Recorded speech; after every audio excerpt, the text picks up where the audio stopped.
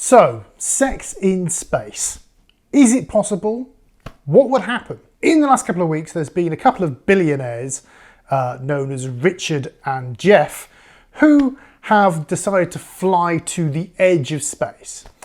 And this is so they can start space tourism businesses, basically.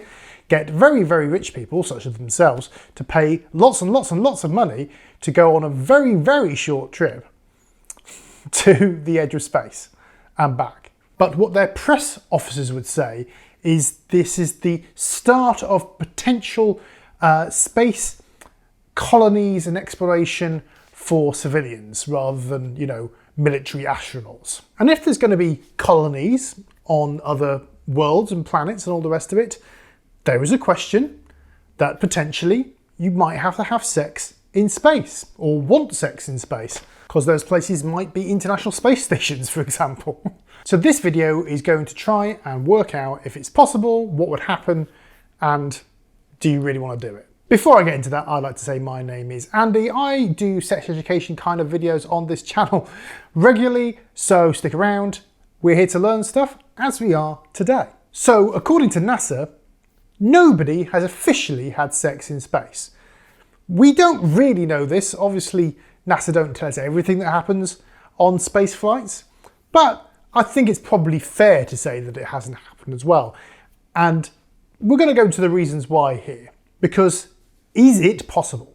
Well, the first and indeed most pressing problem with space travel when trying to have sex is there's no gravity. It's actually what you would call microgravity, because there's a tiny bit of gravity on the International Space Station, for example. It's orbiting around a planet. There's some centrifugal force, therefore there's a bit of gravity, but it's tiny in comparison to the 1G, which we would measure here on Earth. So that throws up a few problems. And the first problem that you have is Newton's laws, basically.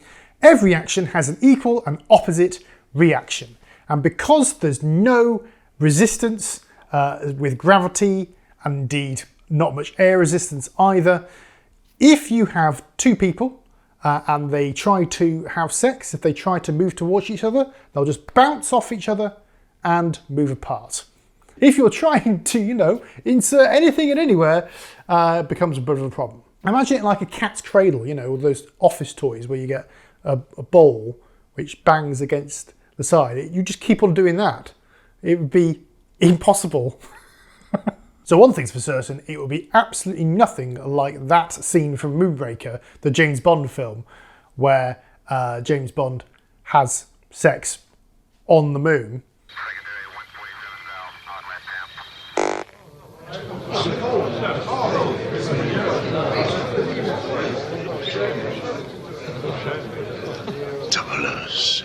And don't even get me on to all the re-entry jokes that they made. What's Bond doing? I think he's attempting re-entry, sir. But the good news is there is a couple of solutions. The first is to have whatever spacecraft you're in be rotating quite well. So on the outside you have the centrifugal force going around, and you can create a G, basically. If you did that on Earth, you'd have quite a few Gs.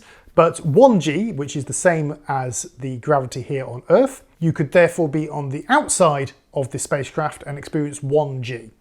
The more likely thing to do, because that'd be a very odd thing to do to a spacecraft just to have sex, the more likely thing to do is that you have straps, basically.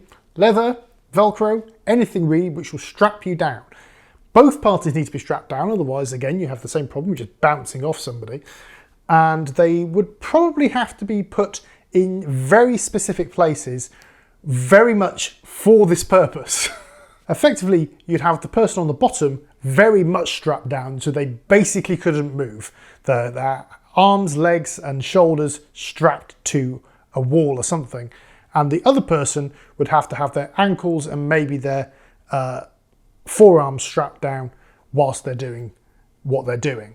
I mean, of course, some people already have this equipment to do sex, right? To have sex. So it's basically just bondage, yeah? But, there are other problems. Maintaining an erection, for example.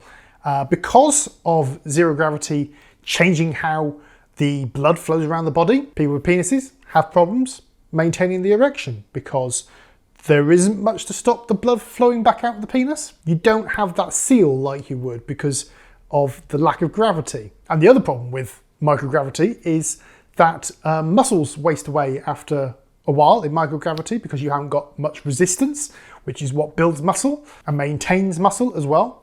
So you have this problem where unless you do it very early on in your space flight, you will have less muscle mass to be able to sustain any kind of activity such as that. And that's not even to mention the fact that in space, males have less testosterone, and due to the lack of blood pressure, your genitals might become smaller. So a few other problems there as well. Another problem is escaped fluids. They are a disaster. There was somebody who smuggled a ham sandwich aboard an aircraft, and I know it's not fluids, but basically what happened is when they bit into this ham sandwich, shards of bread went everywhere and it got into instruments and things like that. Luckily they were fine, but you do not want escaped foreign bodies floating around your spacecraft. So the worst thing to happen with this particular escape fluid, semen I'm talking about here, I hope, if that got into air vents, it would goo them up and you probably wouldn't be able to breathe for much longer. So yeah, that's a problem. That's a problem. Could you imagine having to clear that up as well? The other problem with fluids is that two people having sex in space gets very hot and very sweaty very easily. And because there's a lack of natural convection in space without gravity, the sweat pools around the body and sticks to you, and basically it would be very, very disgusting. You probably wouldn't want to do it for very long at all before it got really quite, yeah. But let's say all those things were overcome and you were having penis and vagina sex and you actually wanted to conceive. Well, that's not necessarily a great idea either because of the high radiation environment that you have in space, because you don't have the natural protection of the atmosphere like you do on Earth, even though you do also get radiation from the sun. That's what sunburn is. But you have more radiation from the sun on a spacecraft, meaning that although the astronauts aren't so bad, they take iodine tablets which counteracts this radiation, a fetus doesn't have that luxury, and they probably have abnormal development, mostly in their bone structure and things like that, and obviously that's not really what you're looking for, especially when you're trying to colonize somewhere. Now, like I say, NASA has said that nobody has ever had sex in space. They've never said at all that this has happened. But the whole point in doing these space missions is mostly to do with experiments, and some of those experiments are on the human body. So it's potentially one of the experiments that they've done is, can somebody maintain an erection in space? Can somebody be strapped down in the right way, maybe, in space? All these things are possible, just NASA may not have told us yet. So the answer to the question, could anybody have sex in space, is, well, we just don't know. Nobody, we don't think, has even tried. I hope you enjoyed the video. If you've got any comments, leave them below. Like, maybe you want to go to space someday, and what do you think would happen if you tried to have sex in space? If you like the video, do give it a thumbs up. You can do that just down below. I make videos regularly, so subscribe and click the bell icon so you're notified of when I'm next upload. And therefore, I will see you next time. Bye-bye.